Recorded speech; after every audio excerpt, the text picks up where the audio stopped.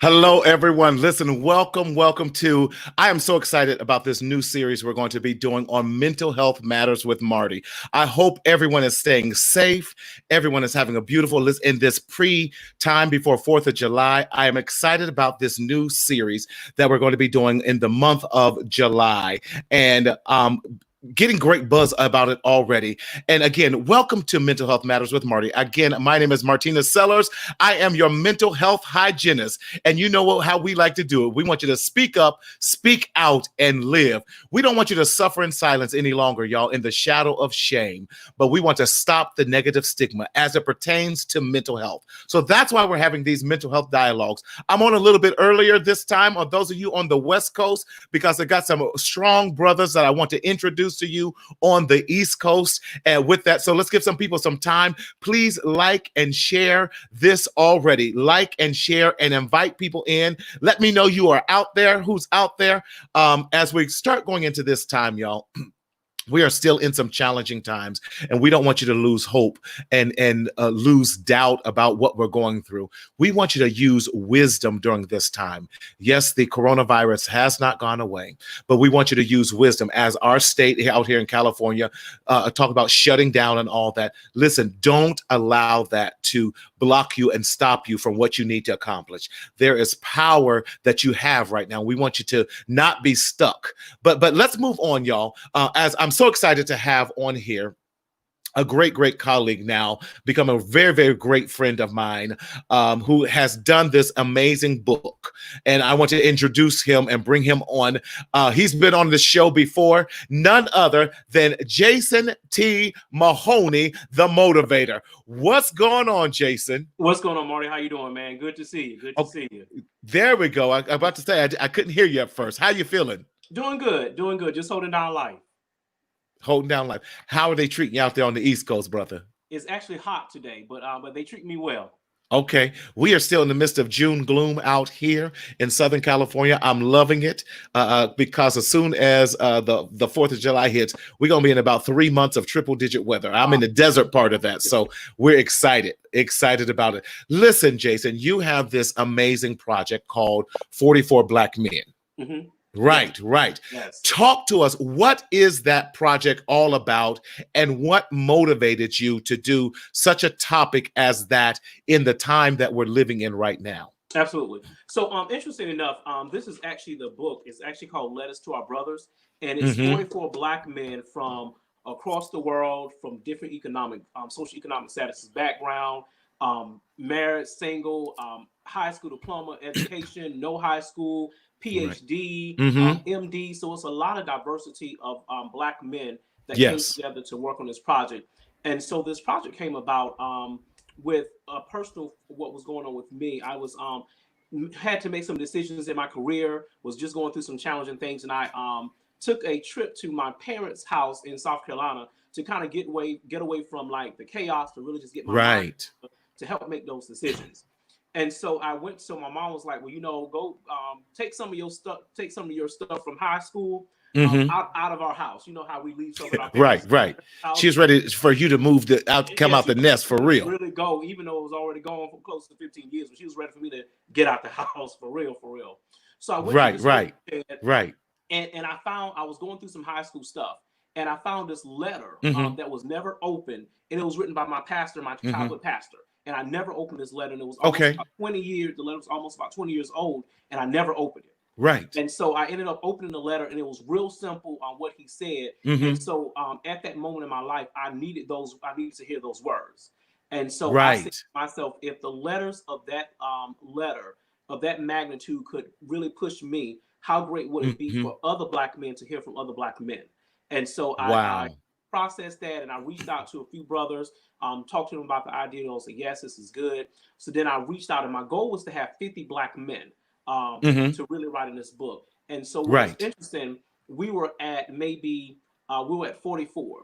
And the publisher, she was like, we want to get this book published. And she was like, we got to do this. And so I was like, well, I want 50. And she was like, no. So then, we sealed it up. And then fast forward one Sunday, I was talking to my good college friend, Dr. Tim Brown, and I was telling him how many brothers we had. I was like, man, we only got 44. And I was kind of sad because I wanted 50. and he Right. said 44. President Barack Obama is the 44th president. Come So on. we got 44 black men coming Right. together in the number 44, and President Barack Obama is our president Yes. as a black man. And so that kind of Yes. sealed it. So for me, God sealed it at 44. I wanted 50, Wonderful. but he wanted to make sure that number 44 was unique. And so that's kind of how all of it came. I sent out the call. Some brothers answered the call. Some brothers did not answer the call, in which I'm grateful that they didn't answer the call, because that would have made the number over 44. Right. And I then hear also, you. some brothers wanted to be in the call but didn't get the call. Yes. Again, for all of you who are just now joining us, we are so excited about this book, Letters to Our Brothers, by editor and writer on this, Jason T. Mahoney, the great motivator. And we are so glad to have you, man. It is so important, because what we don't talk about, and I have to talk about from a mental health perspective too, Black men need encouragement. Mm-hmm. You know, and we need letters, and we need encouragement, because we suffer from depression, we suffer from anxiety, we have post-traumatic stress disorder, PTSD, all of those things. And so what a wonderful way of constructing this through a book, Letters to Our Brothers, to let other men know they are not alone, because too often we operate in a silo. Exactly. With that, and the goal was, the book is really for every Black man. It does not matter his age. It does not matter his socioeconomic statuses. There are brothers in this book that represent so many diverse backgrounds. And what I really showing the book was, one thing that we all have in common is that we're all Black men. Yes. And at any given time, we can face marginalization, discrimination, or any of those oppressive type things. So it shows that we're unified regardless of what we call different. But one thing that is unique about us is that we're all Black men. I love it, especially as you're talking about showing the whole gamut of the different lives we live, the richness of Black men, because too often we're painted in negative lights. We're painted as the thug, the gangbanger, the jail, the absentee dad, all of those things. But you're giving us now new light, and I love it, because we're in control of our own narratives. Exactly. Yes. Okay. Let's do this. Let's bring these brothers on, and let's begin having the conversation with letters from our brothers, right? Exactly. Let's bring them on. Let's bring them on. First, let's introduce. Let's go in this order here. I want to let's bring up first Dr. Kenny Rose. Dr. Rose. Hello. How are you, Dr. Rose? I'm well. And yourself? You know, I can't complain for a Thursday, man, doing well. Awesome. Listen, thank you for being on the show. We are so glad to have you. Tell us about who you are first, and then we'll do that simple introduction, and you do a self-introduction of yourself, and then let's have the conversation.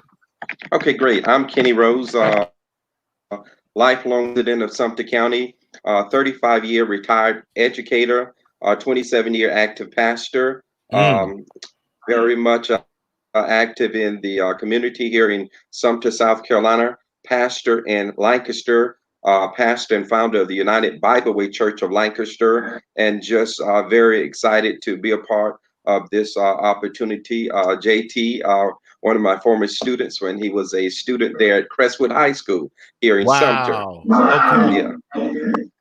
Yeah. Thank you so much. Glad to have you, Dr. Rose. Definitely. Let's bring up Brother Michael Adams. Hello, good people. Michael How are Adams. you, man? I'm wonderful, sir. I hope you are. Yes, a sir. little bit about myself. Born and raised in the Northeast Corridor. Came down here to go to school. Got my bachelor's degree in psychology. Moved on to get my master's degree in marriage and family therapy, human services.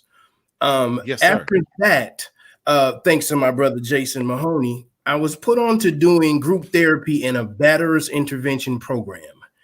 And from that, the culmination of what I'm looking at in terms of brothers who look like me and now being marginalized from the criminal justice system actually compelled me to go back to get my PhD in criminal justice and traumatic experiences. And when asked to do this project, I'm also an elder in my local church, Fulfilled Promise Tabernacle. I'm also a father of 2 girls. I'm also married for 17 plus years. I can go on and on about those things. But my passion rests within me encouraging my brothers to be something different, to rewrite the narrative. That's to it. rewrite the narrative. We are so far down in terms of, look, we already know what we have, sir. We already know what we're looking at. We already know what we're seeing every day.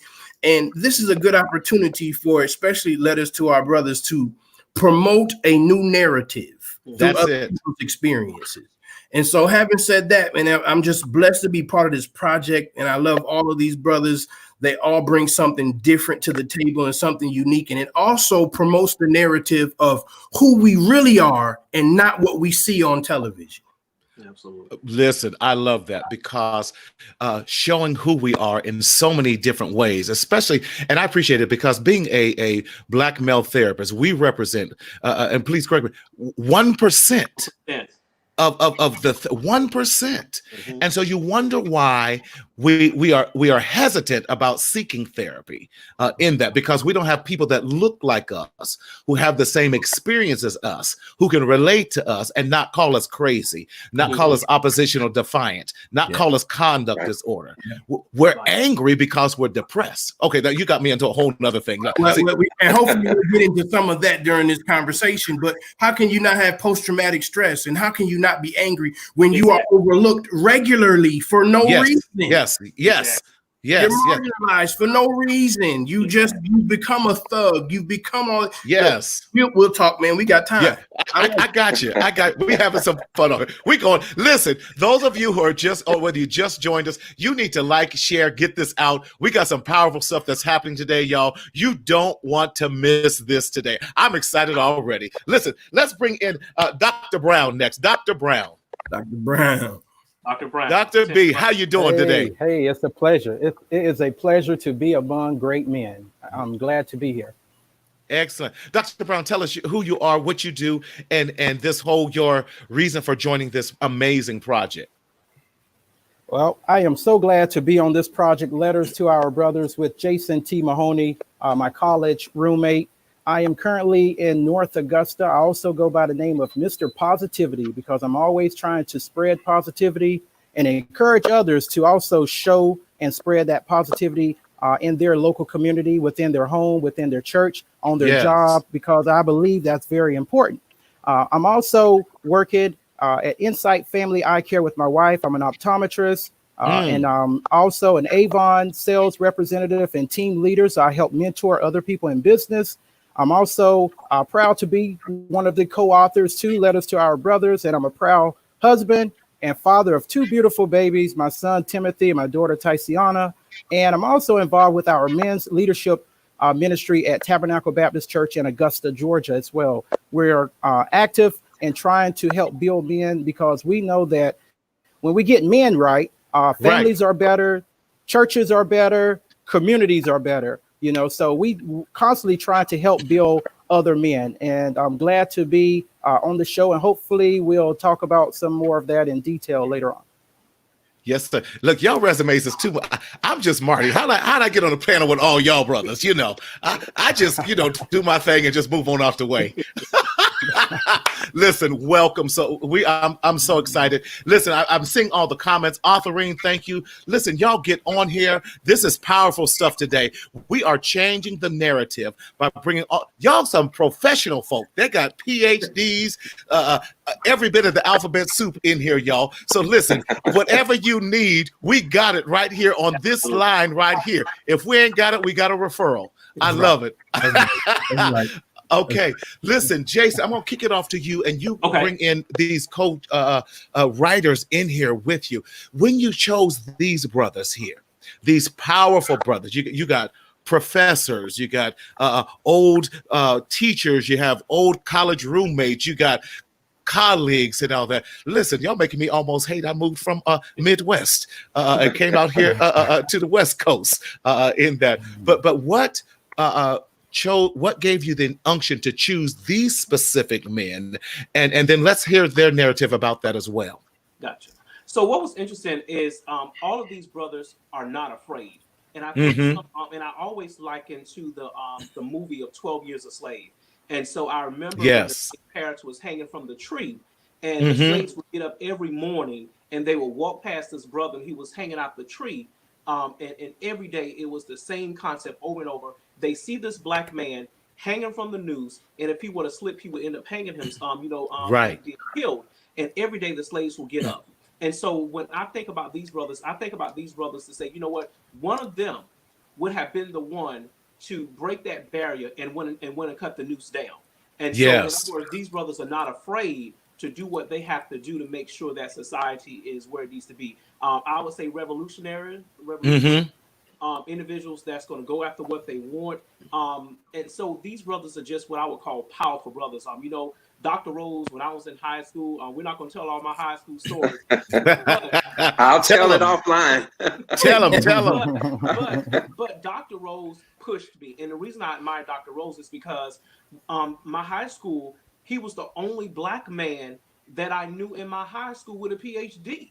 And so for me, I was like, wow, this is like cool. This dude. And then he mentored us in school. So I was like, okay, this is a brother who actually cares about young black men. And so it's interesting. You will see all the black men in high school would flock to Dr. Rose because that was something we never seen before. A black man who speaks eloquently, who's pouring into young people, and who was not afraid to push people. And he did things for students that like other people should have done, but they didn't. I mean, this brother, the summer before I went to college, he went to my school that summer before I was going to go and got everything set up. So when I walked on campus and said my name, the students knew who I was. The student leaders knew who I was because my guidance counselor made a decision himself just to go do that. So that's like I'm trying to save my brother. So yes. No, let's bring Dr. Rose. Dr. Rose, Yes. what gave and gives you the passion? I know it's the God in you with that, but the passion to go above the call of being not just an educator, but also pouring life, speaking. The Bible talks about how we have the power of life and death in the tongue, and you spoke life into these young men, these young black men, and pushed them past where they thought they could go. Talk to us, Doctor. Marty, it's personal and it's passionate for me because upon growing up, I too was a graduate of a small rural community school, having graduated from a class of 88. My high school guidance counselor during that time, Caucasian, told me my chances of going to college and graduating was 1 out of 100.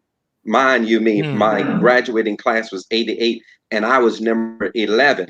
So it wasn't if I wanted to. It was something that I had to, because guess what?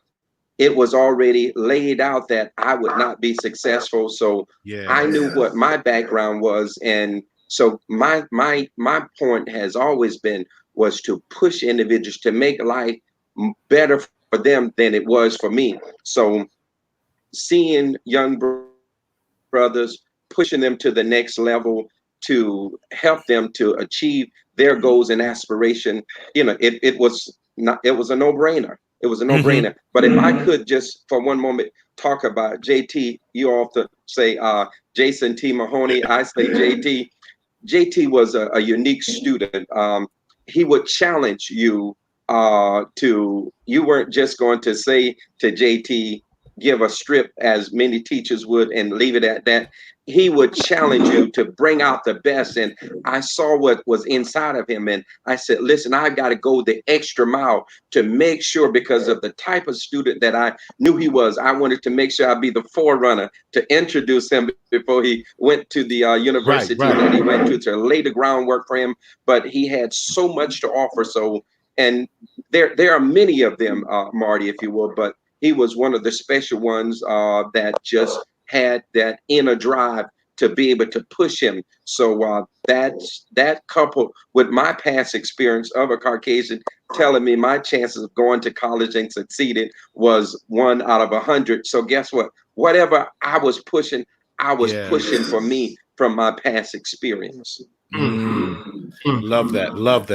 That is so powerful in that you poured into other students what you needed to be poured into you. Right. And you look past, come on, I'm trying not to get too churchy, y'all, but we got all these churchy brothers up in here, you know. We can have church.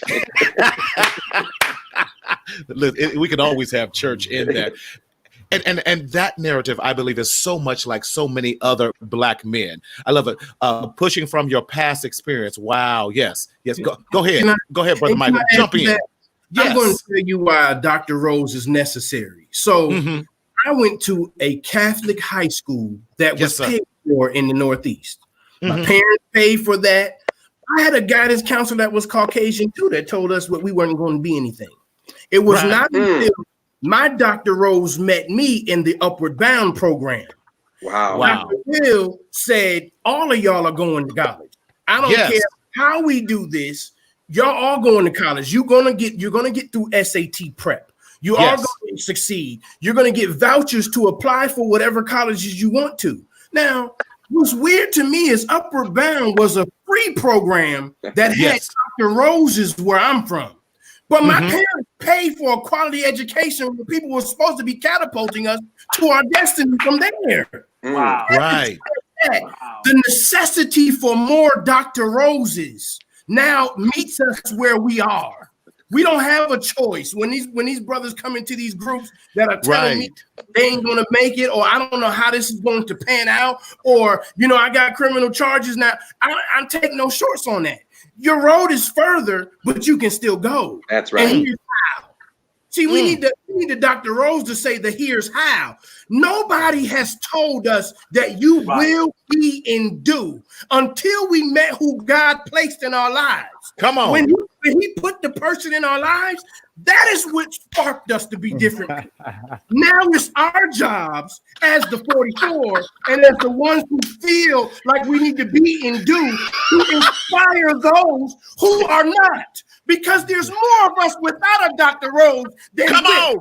As long as we prevail in the place we need to be, that is how we should be. That's a Dr. Brown right there. That's a motivator right there. That's an AMFT right there. This is a future doctor right here. And you too. The problem is that it can be hard, but it's got to be somebody who can say, I'm gonna help this. Come on. Come on. I'm sorry. You're all right. Listen. Put that comment back up there. That was good. Kenneth said this. Listen, your road is farther, but you can still go. That's powerful. Wow. That's powerful. Right. Come on. We have to encourage our brothers. Listen, your road might be a little bit harder. You may have taken a few little turns, but you still can make it. Yes. That's right. Come on. You got this. And that's why it's important for us. Yes, go ahead, Dr. Brown. Go ahead, Tim. That's why it's important for us to make sure that we keep full control over the way that we think. Our mindset is very important. We need to work on transforming all of this negativity into something positive there. Yes. If we lose control of our mind, we're going to have people telling us what we can't do. We're going to have people taking us in a different direction than where we want it to go. So that's why it's important. And I encourage brothers, even in the book, to keep a positive mindset, because I know with a positive mindset, you're in control of your actions. You just need to wake up every morning and tell yourself, I got this, I'm going to do this. And then you go out and make it happen. Yes. Love the last comment from my brother, Jerron Clark. He says, listen, we got to be able to push the line. The line that they give us, we have to keep pushing it, because if not, they're going to try and keep you in a box. Come on. But we have a Dr. Rose. We have a Dr. Brown. We have Dr. Adams. Come on, speak those things that aren't that they are. Come on, don't play with me. The Baptist preacher me comes out. I got to control that. And Marty, if I can say, with good old Doc Adams right here, Mike Adams. So interesting enough, kind of going back to how we kind of got connected. I was working at a nonprofit part-time for about 10 years. And so it was time for me to move on. I was like, I've been here 10 years. I can't do this. And so I started focusing on some other things. And so hey, I got a phone call, boom, put in some boom, and now we got Mike. And so for me, when Mike came, that was the way that I was able to exit, because I saw my role there. I was the only Black man that was working in that domestic violence matters intervention program during the domestic violence counseling group. So I knew that when I left, who was going to advocate for these brothers? Right. And so when Mike came, we kind of passed the torch, and it was funny because me and Mike would do groups together sometimes, and the groups are only supposed to be 90 minutes. We'd be in about 2 hours because we would be there. And so y'all breaking the rules. Exactly. And I'll never forget, Mike and I were in a group, and so this young brother was so angry and so mad, and he was fighting us. And me and Mike both said to him at the same time, "You're fighting against us, but we're fighting for you." Right. That's good. Say that one more time. Yes. And so I think that's a concern that I see often, that as Black men, we're in the helping field, and we're trying to help some of our brothers, to just help anybody, and we get this pushback. And what happens is, because we know that I'm fighting for you, we can handle the pushback. But what happens so many times is that other individuals do not know how to serve the Black man. Right. That's because, right. They're ready to give up, ready to go ahead and throw in the towel, or ready to go ahead and press charges, but they don't understand that there's layers of our anger and layers of our aggression, that there's some oppression there. So I can understand when a brother's angry. And then I can say, let's work through that so we can get you to the other side. But when you have individuals that just ready to throw in a towel, bam. Yeah. You're right. Let's get Dr. Brown. Why did you answer the call to Jason's call about this 44 letters to our brothers? Why did you answer the call? Because I trust Jason. And Jason came to me with this project. And when he presented this project, I pretty much had no other choice. I had to say yes. So, but in joining Jason on this project, I saw the possibility of us shining light on challenges that brothers often go through. But those challenges did not get them down to the point where they didn't rebound, where they didn't bounce back, get their life together, and now standing as a role model and a testimony at what can happen when a brother is facing challenges, because we're going to go through challenges. We're going to go through difficult situations, but we want to encourage brothers that when you go through those things, just remember, you're not alone. Other brothers have gone through those things, and this is what we did in order to recover from those bad roads that we had to go down. So I thought it was a great opportunity for us to be able to connect with men and women, Black and white, all around the world, to shine some light on challenges that brothers are going through, but they survive. And not only did they survive, but they're now thriving on the other side of those challenges there. So I thought it would be a great platform for us to just encourage and spread this word, not only just here in the US of A, but also in other countries as well. Yes. Appreciate that. Carrie, thank you so much. It says, God bless you all. Yes. And listen, again, if you are just now joining us on this, we got a powerful panel tonight, y'all. Woo, Jason, you done set this one up for it. Go ahead. And let me say this as far as Dr. Brown. So Dr. Brown, I met at freshman orientation. And so what I'm about to say is something that everybody on this call and every Black man should do. When I first met Dr. Brown at our freshman orientation, you had to go around and introduce yourself. This brother introduced himself to, we're freshmen now, we're all freshmen. Right. This brother stands up and introduces himself to the whole group. He said, "My name is Dr. Timothy Brown." Come on. And so we're freshmen. Right. And so then, when me and him began to hang out and everything in his room, what have you, he already had his name, Dr. Timothy Brown. And when he would sign his name, he would sign his name on like different things, Dr. Timothy Brown. And then later on, come on, vision board. As we go through life, now we're calling him Dr. Tim Brown. And so one thing that impressed me was this brother wrote his story because he knew his story. And so way too many times we allow people to call us other names. Wow, and then we write those names. But Dr. Timothy Brown walked on the campus on the first day of, well, actually before we were on campus at orientation, saying, "I am Dr. Timothy Brown." And that gives ownership to Black men. Make a decision to say who you are and what you're going to tell people to call you. You're not going to call me that. This is what you will call me. That's right. Yes. And I love it because it speaks to what you tell people to call you and what you will answer to. I will not answer to anything else but Dr. Tim. Come on. That's right. Imagine if we start telling our young men in elementary school, in middle school, in high school, to start taking control of their own narratives and to speak those things again, because as you speak it, it begins. that whole thing about 21 days to break a habit, that's a whole nother conversation. But as you begin to call those things, you begin to see it.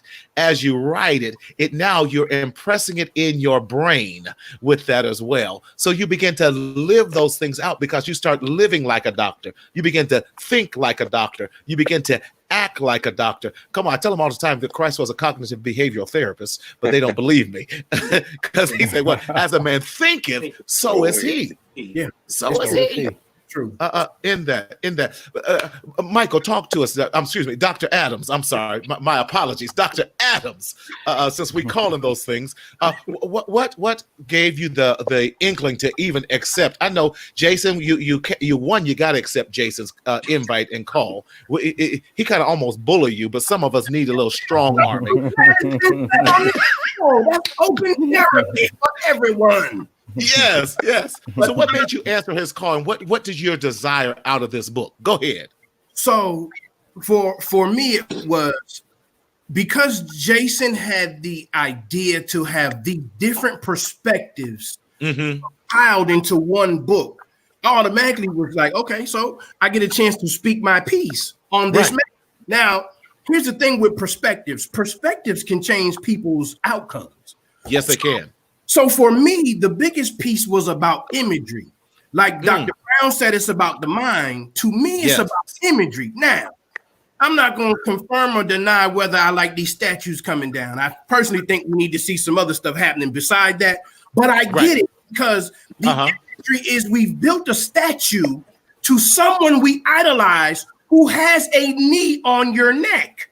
Come on. So even before it happened, for me, it began. My portion of the book began on talking about Dr. Cosby and how important it was to have Cliff and Claire on TV regularly, and how to see people in college regularly. Yes. Well, now we don't have that on the television that consumes most of the adolescents and teens' day. But if imagery was different, the Dr. Brown, the doctor. The doctor this, the doctor that, and the things that we can do, I think that the narrative can start to change based on that. So Thug ain't necessarily a doctor. I see the difference in the two worlds.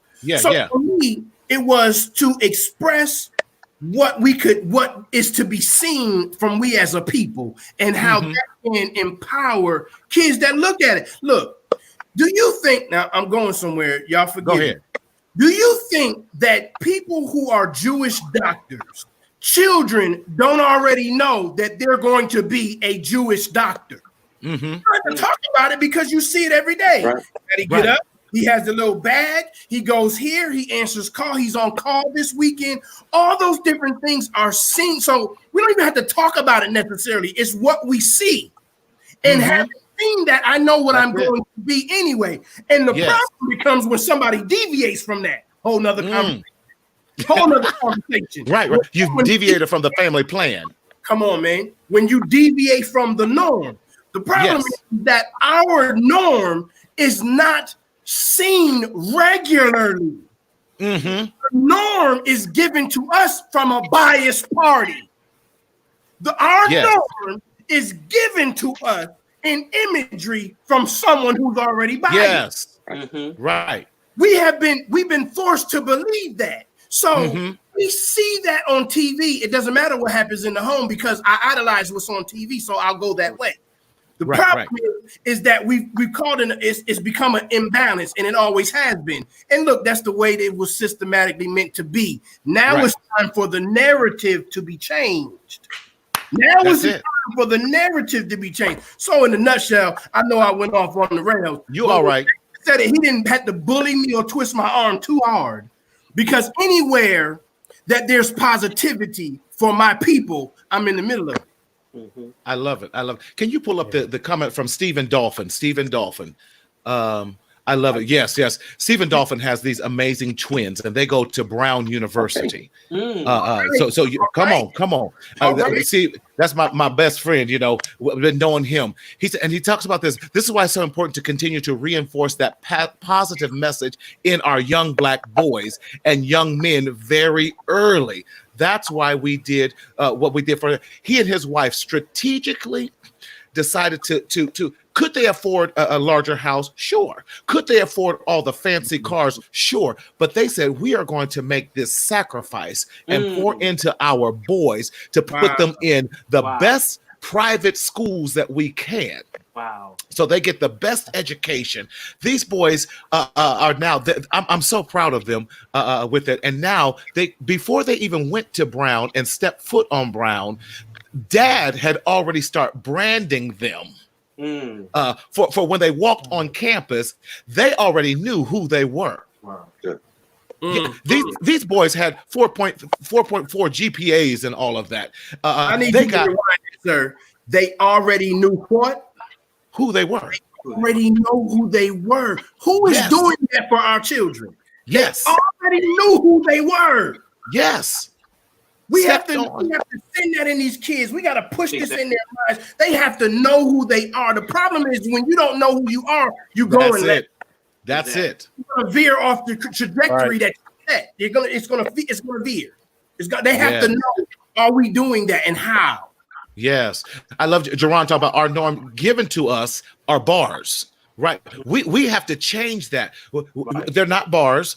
They're not drug addicts. They're not stealing. They're not. We're not thugs. We're not in the ghettos taking all that. But we have. I love that. That's why I'm so excited about this book.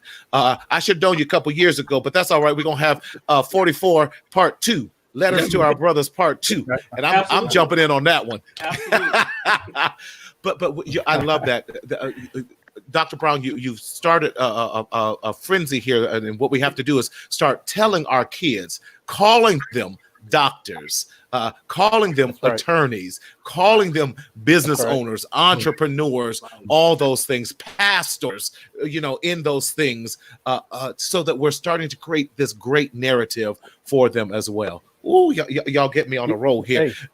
Hey, I just want to say, Please. What you just said is very true. We have to speak positive things into the ears of our young people. Yes. Our practice, we mostly see 75% of our patients that we see here are children.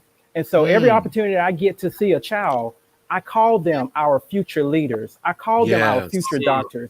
I call them our future judges. I call them our future teachers and lawyers, because they need to hear these things. We don't know what type of setting that child may be in on a daily basis. So when they get out and they get the opportunity to meet us, we should not let that opportunity pass us by without speaking a positive word into that child's ear. So when I get the opportunity to see a young person, I try to speak those positive things into their ear. I try to ask them, it's not too early.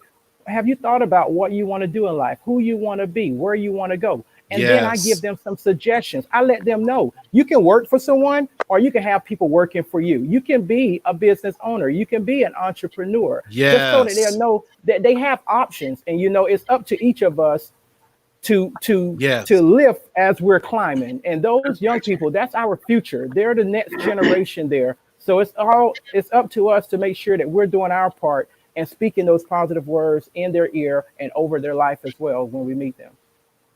It's true. Excellent. I love that. And as all of you are speaking, what I keep hearing is this. What I hear is a call, the call to Black men right now to speak lives into our children.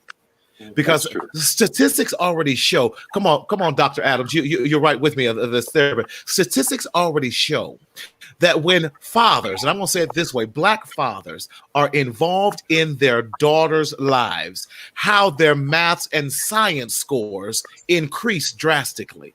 The likelihood of them getting pregnant is now reduced. When fathers, Black fathers, are involved in the lives of their young Black men, how then the likelihood of them getting involved in gangs and all these other things are drastically reduced. Exactly. And how we now teach them those things, and we can speak life into them by doing that. There's so I want to make a declaration and call to Black men that we step, whether you are a father or not, we have a responsibility to speak into the lives of our children, whether they're yours or someone else. I love it. Portia Scott, so good to see you. Portia, talk about, yes, it is our responsibility to speak into our children's lives. Go ahead, Dr. Adams. I see you. I want to say this, and I'm probably going to fall off in the water on this one, so y'all mute me if I go too left. But black women have to allow that to happen as well. I don't care if he was bogus when y'all were together. Yes. Do you think that black man would let anything happen to his daughter or his son? We have to give them room to give the children what they need as well. Look, I know that he was bogus. I'm looking at dude. He in group with me right now. But these are some of the best people I've ever met in life. I promise you, 9.5 times out of 10, they're not going to cause any harm to come to that child. We have to get you. Have to give them room, and you have to trust the process. That is, he sees stuff that you don't see, just like you see stuff that he don't see. I'm just saying it's a balance. If we allow it to happen, you're right. The term co-parenting, I'm telling you, y'all mute me if I go left. The term co-parenting really was. You're all right. You're speaking well, Doc. It came from Caucasian Americans. Co-parenting, Caucasians.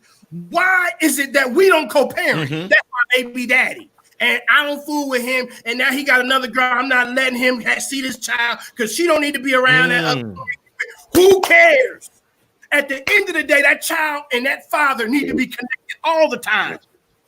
There needs to be text messages, streams of communication. If the school needs to know, if you can't make it, he can. It don't matter if y'all look, relationships don't work. Trust me, I see how it plays out. Wonderful. That has nothing to do with this child that brought about. Don't let this child walk around being confused. I know I'm going left. I know I'm about to get muted. Don't let this child walk around. No, you're not.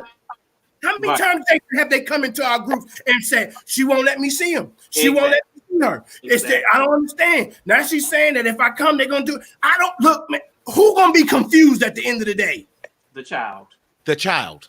Damaging the child. Listen, Dr. Adams, you all right on Mental Health Matters with Marty. I ain't gonna mute you because we have to have these type of bold conversations. But I love that, giving the black father room to be a father in that, and we need to see. I'm with you now.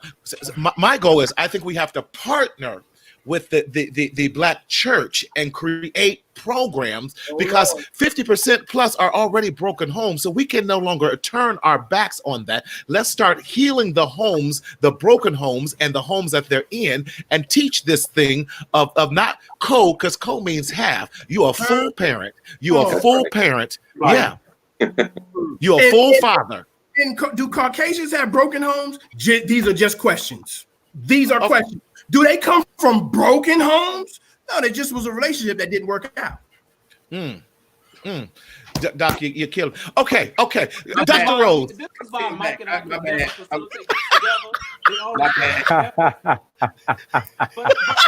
But guess what? But our recidivism rate. Yes. Our recidivism rate of people that graduated from either my group or Mike's group did not return. I'm just saying. Because we made a decision to say, you know what? Yeah, we're going to teach the curriculum that was not written by us. That's a whole other story, Jason. That was not written by us. But we're going to also bring in the fact that you and I go through the same struggles. That's and right. When you leave this room, you're going to show up recording your shirt and tie. That wasn't a part of the curriculum. No, sir. But we're going to tell you how to show up. Yes. Because you know what? We don't want you to go to jail. And Mike has the authority to terminate you from group, and then you would then go to jail. But when we had individuals in the group that were angry, mad, or what have you, we worked with them, whereas somebody else would have terminated them. So we made a decision to say, you know what, if I have to stay here a whole nother hour and not get paid, and that's a whole different conversation, that sometimes we have to invest and don't have to think that we're going to get paid for doing the work. And that's a whole nother conversation. But we were willing to sit after group, and I'll never forget, we would sit after group one-on-one, and we would go hard talking to these brothers. Yes. We fighting for you. Let's just work through this process. Yeah. Yes, I love it. And those are the those are the hard conversations that we have to. Dr. Rose, I saw you. Go ahead. Go ahead. Yeah. And one of the things I wanted to just pin again with our book, Letters to Our Brothers, one of the pieces that I talked about in there is that we have a responsibility to help our brothers. We started out by saying it's imperative. We have a national emergency. Is history repeating itself over and over again? Are we doomed? Is there hope for us? Can I go to church for a few minutes, Marty? Go right ahead. Go right ahead. Go right ahead. Pastor. I challenge in this piece to come from the book of Matthew 27, 32, 27 through 32, talking about Simon of Cyrene, not Simon Peter, but Simon. Yes. He was compelled to help Jesus carry the cross.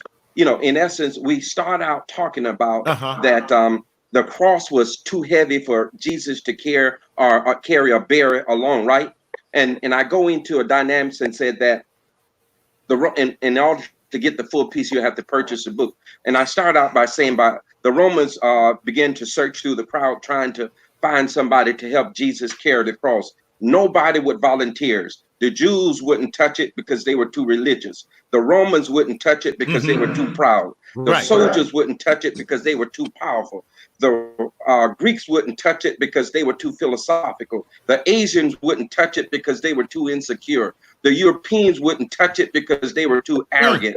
His friends wouldn't touch it because they were too scared. His enemies wouldn't touch it because they didn't care. So guess what? He kept on looking through the crowd, trying to find somebody to help Jesus carry the load of the cross. And he looked on the end of the cross and he saw a sea of white faces. But in the sea of white faces, he saw a black man by the name of Simon that helped Jesus to bear the cross. It was a black man that helped him to carry the cross. And that's the same spirit. That's the same drive that we still have today, that we must tap in and help our brothers. Yeah. Dr. Rose, you're gonna make me tear up and do a violent praise up in here in a minute here.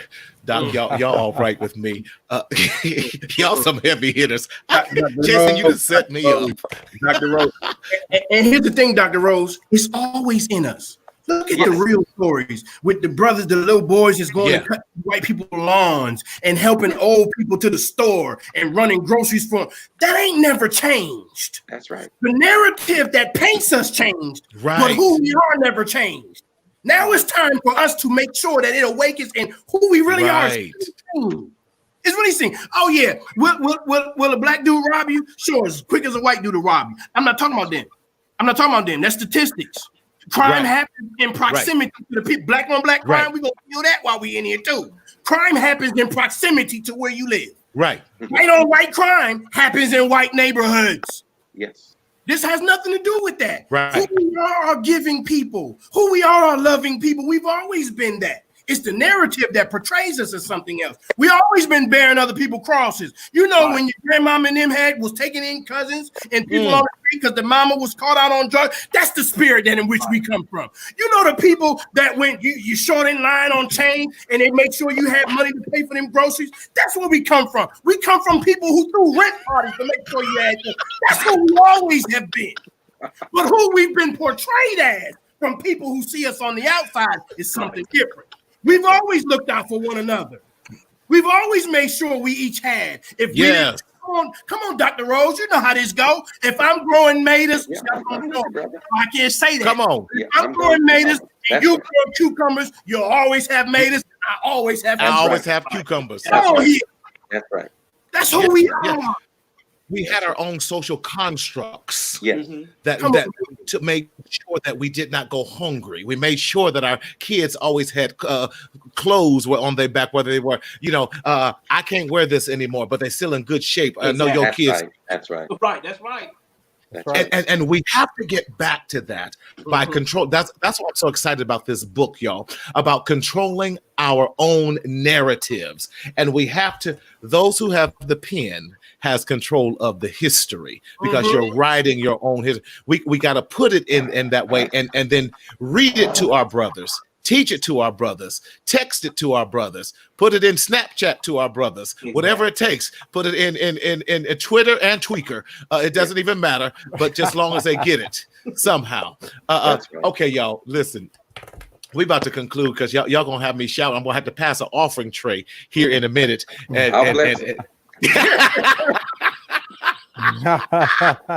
Yes, sir. Yes, sir.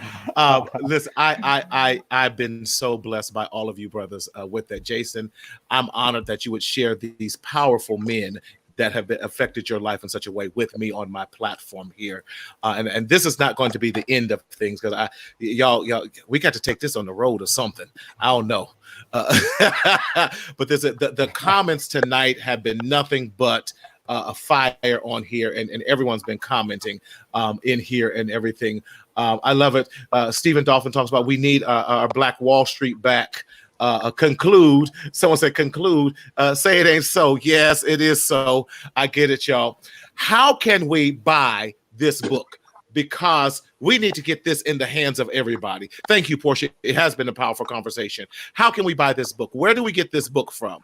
Gotcha. And everyone on the call can actually go to Amazon.com, and so they can actually just type the title of the book in there, and it'll actually come up. And the good thing is, if you have Kindle, the book is on sale right now, the Kindle version, so you can actually go to Kindle and get it. You can go to Walmart.com. You can also go to Target.com and actually get the book on those shelves. You just go to the stores, key in the name of the book, and it'll actually pop up, and there you go. Give us a name and show the cover of the book one more again.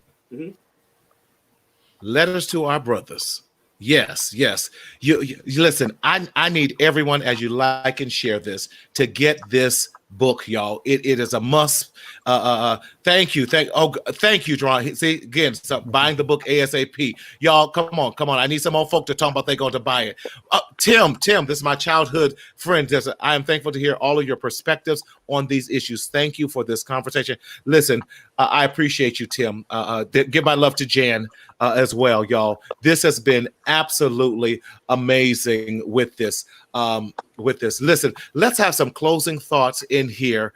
And then Jason, I want to have you to tell us who are we going to have, because we're continuing this dive all this month on Thursdays. We're going to be talking about letters to our brothers, and it'll give us a brief preview of who's going to be on here next week. I wish I could have all y'all back on here next week and everything. Dr. Rose, talk to us before you leave. What would you like to share and message that you want to say as your closing statements before we take off tonight, sir? I would just share in summary, if it is to be, it's up to me. It is my responsibility as a brother to be able to help my brother to move to the next level. You don't have to be an expert in everything, but guess what? All of us have resources that we can connect individuals to be the best that we can be. And everybody is somebody. Everybody is somebody, and all of us are God's children. Whatever church you're part of, your pastors. Speak with your pastor. Let your pastor know what your goals, your aspirations might be, to make that connection, because that's what it's about. Developing that social network, being able to tap into resources to help individuals to move forth instead of being the traditional crabs in a bucket pulling each other. Let's formulate that link and pull all of our brothers from the bottom of that bucket, form that chain, and be able to make life better for all of us. Excellent opportunity. Thank you. Most proud of my student, Jason. Looking forward to even greater things for him. Excellent. Dr. Rose, it has been an absolute pleasure. You done took us to church and brought us back with that and everything. So I appreciate you, definitely. Dr. Brown, give us some closing statements here. Yes, I want to encourage brothers and sisters to every day guard your mind, guard what you allow to go in and out of your ears there, and take control of your life. Be in charge, be the captain of your day, and be firm with what you believe to be true for you. Your vision is yours, and it's okay if others don't believe in your vision or they don't understand your vision, because it wasn't given to them. It's your vision. So don't waver, don't lower your standards, and don't give up. Always make sure that you keep your eyes on the prize and know that it's possible for you. Love it. Thank you so much, Dr. Brown. I love that. Speaking those things, he wrote his name, Dr. Brown, from day one. Yes, sir. The bucket is, that's right. That's right. Natural habitat. That's right. That's right. Dr. Adams. Dr. Adams. Listen, I like your thinking, my brother. You all right in my book. You listen, you tell it like a TI is. That's right. Talk to us, Dr. Adams. Final thoughts. My final thoughts are this. Brothers and sisters, I want you to consider the source of those negative thoughts in your mind. I want you to consider the source. The same slave masters who said Jesus kept you in bondage but Jesus came to set captives free. That's an oxymoron. Consider the source of why you believe you can't do. Consider the source as to why you can't be and think and grow and teach and get others behind you. Consider the source. Now, after you consider it, be mad at the source because your source has set you free. Your source has opened the freedom gates. Your source took off chains and all that good stuff, all by dying on the tree. I'm saying to you this in closing. God knows I'm getting out of here. I promise you, I'm not fooling with y'all tonight. It is our task and now your task for your light bulb to come on. Because you can do and be and grow and do whatever you want to do, all within the Lord. You can do whatever you want to do. You can be whoever you want to be. You don't have to live in the projects driving a Range Rover. Oh, I just talked to somebody. You don't have to stop in this job. You don't have to deal with this boss on a regular basis. You can grow and be and do and become. Consider the source on who told you that you'll be here the rest of your life. That's for all the kids in high school. I can go on forever and ever. As y'all can see, I'm not doing this. Consider the source. Consider the source. Consider the source. Come on and talk to us. Consider the source. Wow. Jason, again, closing. There's a question on here that says, listen, can we get it directly from you? Because they talk about they don't want to give Amazon and all them the extra money because they want to make sure that the black dollars stay recycled. And you know what? I love the thought what that person said. Actually, looking at the comment, I actually appreciate that. So the good thing is, every brother on here has can they buy it directly? And you can buy it directly from a brother. So literally, you can go on Facebook and hit up Dr. Rose and say, Dr. Rose, I want to buy the book from you. Mike, I want to buy the book from you. Tim, I want to buy the book from you. Buy the books from the brothers. You don't even have to. Don't call me. Call these brothers and buy the book from these brothers on here. Because the thing is, what I like is when you reach out to the brothers to get the book from them, you actually get in their perspective of the book. Focus just actually calling me because I'm just going to tell you about my perspective. But I want you. It's 44 black men in this book. You got 43 other brothers you can reach out to. Reach out to those other 43 black brothers and buy the book from them as well. And one of the things I'd like to suggest, if I could, Marty, for parents that are purchasing books from any of the authors, if you have a child, please just do a little script about that child and let each of us pen a note inside of that book as the author to that student, to that child. So that is ongoing. We can personalize it. Amazon, Walmart is not going to personalize it, but Dr. Adams can, Dr. Brown can, JT can. That's good business. And can I add on to that as well? If you are an organization, if you're on here and you're an organization, you can purchase the book at a bulk discounted price. So if you want to purchase it for your Sunday school class or what have you, you can do that. And the reason that we want this book, and the goal is to have it in the hands of every black man. And you know, when people have baby showers, they're bringing these nice gifts, but bring your black son a book to read. Come on, him that. Because the thing is, wherever he may want to grow up to be a pastor, a doctor, or he may even make some mistakes in life. We have brothers in this book who have been in prison, but they turned their life around. That now they actually have a degree, a licensure that society told them they could not get because of their prison record, but they turned around and got it. So if you have a young black male in your home, you about to have a child, buy this book for them. It is a life lesson. Buy the Bible, but then also give them this book to tell them who they are. Because see, the Bible, when they grow up in society, people gonna give them so many different narratives of the Bible. That's right. And then you're gonna be confused because you're gonna go and you're gonna see this white Jesus in a church, and that's gonna confuse you. So yes, buy the Bible, but it's up to so many interpretations. But then when you have this right here, connected with the Bible, Dr. Rose already showed us who we are in this book as the Bible relates. You tie them together, bam. So while you reading the Bible, I need you to read this as well, because they're going to walk hand in hand. Don't limit yourself to just reading the word and then not understanding the word. Use a tool to help you understand it. Because that goes back to what Mike said, is that what is the narrative? What is your narrative? So, yeah. Beautiful. And gentlemen, on this feed somehow, can you give us your information so that people can buy directly from you as well? I think I need one from all y'all brothers. So I'll send my Cash App and all that, but how we can do that and how we can get a hold of you individually in there as well. I cannot thank you brothers enough for this exciting show, your passion, your being example, your love for elevating the race and elevating Black men is so evident. We didn't even have time to go into conversation about you in your PhDs being a lot of times the only Black man in there, what that looks like, and fighting through all of that and coming against systemic things. I had an amazing opportunity attending UC Berkeley.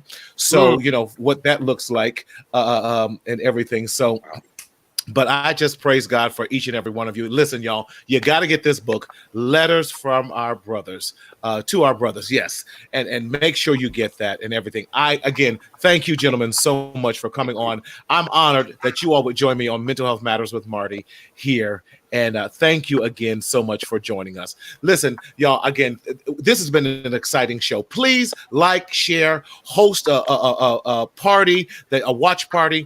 But how can you stay in touch with Mental Health Matters with Marty? You can text I Matter to 31996. Again, I Matter to 31996 to get the latest episodes of what we're going to be doing. Also, please check out you can follow me on Facebook on Mental Health Matters with Marty. Again, on Facebook with Mental Health Matters with Marty, and also on YouTube with Martinez Sellers. And then definitely you can check out those things as well. And then please check out my podcast. Podcast Mental Health Matters with Marty on Apple, Google, Spotify, Stitcher, and iHeartRadio. Again, we are so excited. If you have been blessed by this today, please like and share this amazing episode of Mental Health Matters with Marty. This whole month of July, we're going to be focusing on Letters to Our Brothers, 44 Black men, and what that looks like. So again, we don't want you to suffer in silence here with Mental Health Matters with Marty in the shadows of shame, but we want you to speak up, speak out, and live. Until next time, thank you.